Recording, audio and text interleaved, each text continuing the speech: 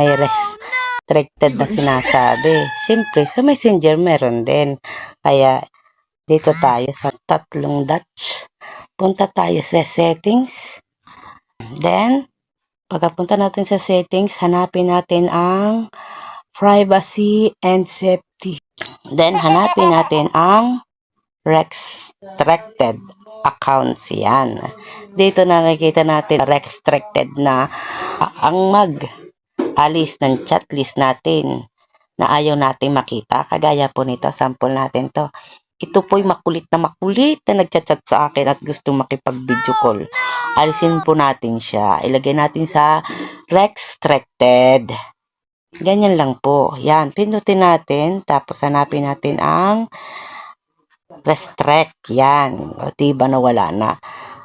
Tapos, titingnan natin sa kung nandoon na siya sa restricted natin. Click lang ang tatlong Dutch.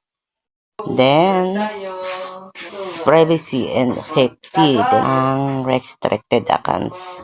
Yan, nandoon na po siya. Yan o. Yan na po siya.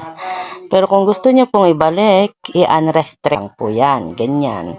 Pindutin niyo po at nandoon na naman po yan, makikita niyo sa chat list niyo. Thank you sa panonood. Naway may natutunan.